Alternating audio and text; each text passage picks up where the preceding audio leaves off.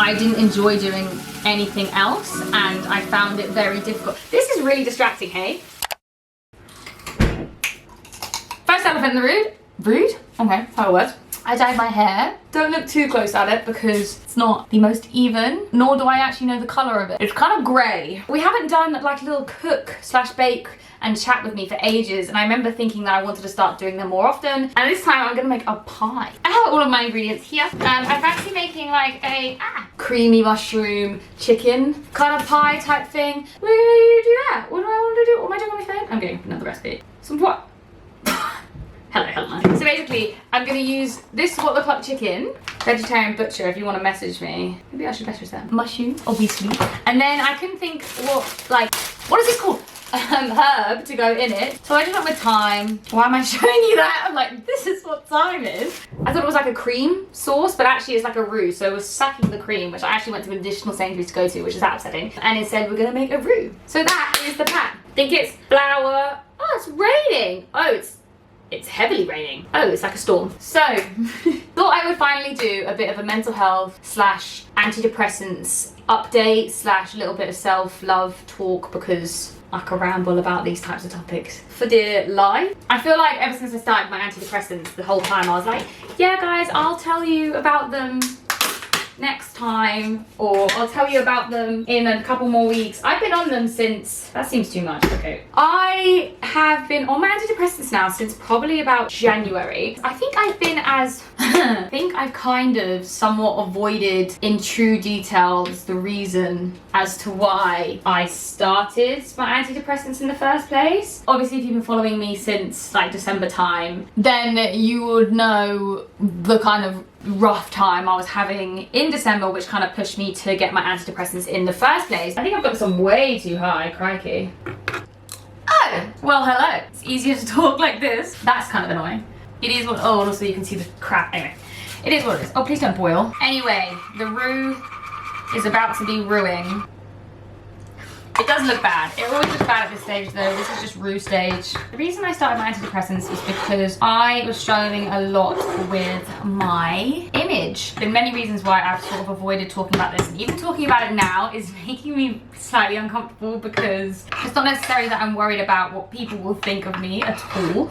It's more that I'm worried about, I don't know, I literally have no idea why the hell I haven't spoken about it. During December time, as you know, I was struggling really bad with my mental health, and I was struggling really bad specifically with my image and my reflection. That basically led me to go and speak to someone about it, because it sort of got to a very low point. I have been struggling with a thing called body dysmorphia. Now, the reason I haven't brought this up is because there's a general lens in which we see body dysmorphia online, and that's not necessarily how it's it's not necessarily true, basically. So we see body dysmorphia as, let me try to phrase this right. Basically, on social media, body dysmorphia is very much, in layman's terms, slim women thinking they're larger. That's not what body dysmorphia is. I mean, it can be a symptom of body dysmorphia, but it's not fundamentally what body dysmorphia is. For me, my body dysmorphia is not about my body per se. It's all been facially for me. Now, that is a very, very, very, very common fixation, if you will, with body dysmorphia. A lot of people focus on, for example, they focus on their skin or nose or whatever, rather than their actual body. So for me, it's all been about my face, which was obviously very difficult and very challenging, considering my job is to look at myself all the freaking time, which definitely fed into it. See, I already feel so uncomfortable talking about this, just because I know the perception that people have on things like this, and as soon as you say, like body dysmorphia, for example, people run with that. Obviously, I was also just very low in general. I think I said it before, how I found it really frustrating, because obviously I've worked very much a lot of my life to try and overcome a lot of visual-based issues that I've had with myself, and I finally felt like I got to this point where I was finally doing better, and then something else came in the way. And although it's impacted me differently, it's still not what you want to be going through. And obviously, it's hard, but I also found it hard as someone who's spoken so vocally about confidence and has just generally become quite a confident person, and spoke very heavily about my confidence and being happy and stuff. I'm always honest, obviously, with how I'm feeling and my mental health and stuff. So I never think I'm sharing like a false narrative of how I'm feeling. but there is that tiny little thought that it might come across that I've like been faking this confidence the whole time, which is absolutely not true. It's just a blip, shall we say. My roux is coming together. Here is said roux. I had way too much salt. Oh, the lighting is so much better on this side. Oh my god, I'm so sorry. That was so annoying for me. Anyway, we're gonna cut up my mushrooms and I'm gonna slice up some of this chicken because the chicken is quite like big, chunky. I was gonna say chunkies. That. Anyways, that's why I started taking my medication. I've been on it for about February, March, April, probably about 3.5 months. Sorry, I can look, this is slightly wonky. Cool. Although I'm still sort of struggling, I have my bad days still, and it's definitely something I still want to work through in therapy, which, if you know, I replied to in December. I still haven't got around to having it. Yes, I am eating mushrooms raw. Current situation. Every time I move the camera, I forget where I was just talking about. Oh, I was basically saying that I'm much better now. The medication has been helping me so significantly. My confidence is definitely on the way up. I have way more confidence days than I did. Another thing that's really interesting when you sort of have dysmorphia is that sort of recognizing yourself is a bit difficult. So, for example, some days I'll look at myself and I'll recognize myself as me, and then other days I'll wake up and I won't really recognize who I'm looking at. And so it's very difficult. It's very confusing when that's sort of how your brain is working. Now, as I said, obviously, this is all kind of new. Well, at least this, I mean, I feel like it's been manifesting for a long time, and this is sort of what me and my doctor were talking about, in how long this has actually been under the surface for. It's just, I think it just took the latter half of last year to really come forth on the surface. When I do something that absolutely disgusts you, isn't it funny how I can start talking about something that's actually really quite deep and then annoy you all by putting a ketchup in a mushroom? Yeah. Please don't unsubscribe. Anyway, so that's the medication. Obviously as well, I've been away a lot more in the past few months, and also it's been spring. So that definitely makes a huge difference to my mood, and my mood makes a huge difference to my body image and confidence. I think everyone will relate to the fact that you can be really confident in certain areas of yourself and really unconfident in other areas. That's sort of what it's been like.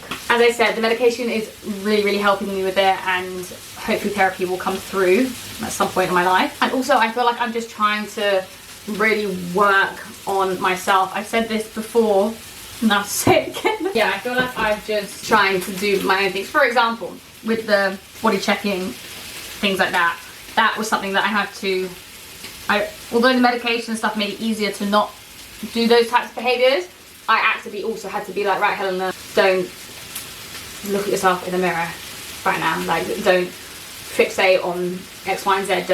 Don't film a YouTube video if it's going to be too hard. Don't edit a YouTube video if it's going to be too hard, because that's what was happening. Whereas now I feel like, because I'm starting to enjoy other areas of my life more, because this whole past, probably since June last year, was so going downhill slowly that I didn't enjoy doing anything else, and I found it very difficult. This is really distracting, hey? Because I was struggling so badly with my confidence and also with my mood and everything, like during the latter half of last year, it made me not want to do anything or not enjoy anything. Like, I had a lot of like event style things in like December last year, and I literally just remember being so miserable for all of them. Well, not during them, obviously. I had like a lovely time, but like I was just so insecure in myself. I don't necessarily think you would have been able to see from the outside if I was with you there. It's only like my closest friends, and whenever I decided to tell the internet. Hi, I'm actually really insecure right now. It's almost done. And then this is the roux. So actually, frankly, I don't know what to do now. Do I just pour them all together? I think I might do that. And then I've got some thyme, as I said. Was that really self-involved? Instagram story, like, tell me what topics I should talk about, and I immediately went with, we're gonna talk about me. But people have been asking me to do like a little medication update for a while, so this is my medication update, I guess. But yeah, things feel better now, and I wouldn't be talking about these things, although it still makes me slightly uncomfortable. I wouldn't be talking about these things if I didn't feel better about them. Like, that's the reason I didn't talk about them.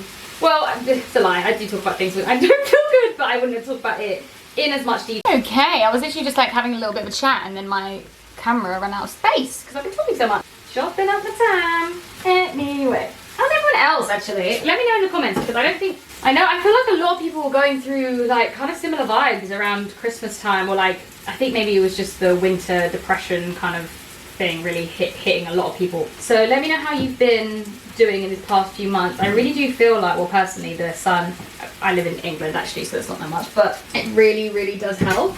So yeah, let me know how you're doing. I feel like body image is such a difficult topic because it impacts everyone very differently, and I do think you're always going to go through peaks and troughs in your confidence. I personally believe, like, I don't think we're going to be confident forever. I don't think you can achieve like maximum confidence forever, which I've definitely spoken about before.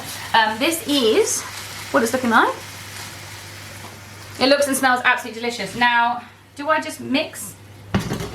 Oh, what was that? Don't know I'm supposed to do this. I may have made it slightly too liquidy, but I have a feeling that in the oven it's gonna like thicken up a bit. Too big or too small? Well, they're the same. This has not reached the top. Okay, hold that thought. I just had the biggest kerfuffle with this ever. So what I did, oh, I almost dropped it.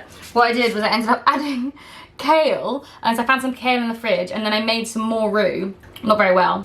And I've decided I don't really care that it doesn't go all the way to the top, because I'm just gonna put the pastry on top anyway.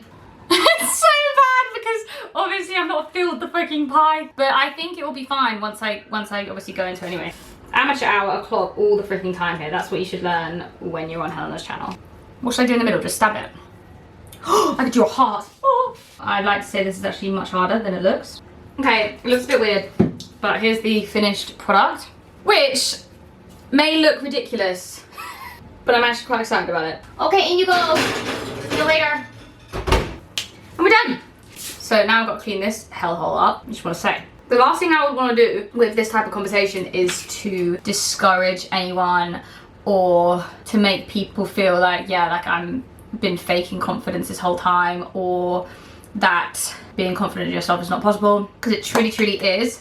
Or recovery is not possible, because that truly, truly is too. Obviously, I have recovered from my eating disorder years and years ago. The reason I'm saying this specifically now is because obviously a lot of people with eating disorders also suffer with body image issues and body dysmorphia, but it doesn't mean they're not exclusively mutual. Is that a word? They don't always come together, basically, is what I'm saying. But also, yeah, I don't want this conversation to be discouraging and be like, people are always going to suffer with their mental health. And it is no secret that I have always suffered with my mental health, whether it's eating disorder, depression, anxiety, self-harm, body dysmorphia. It's not a secret. We're all friends here.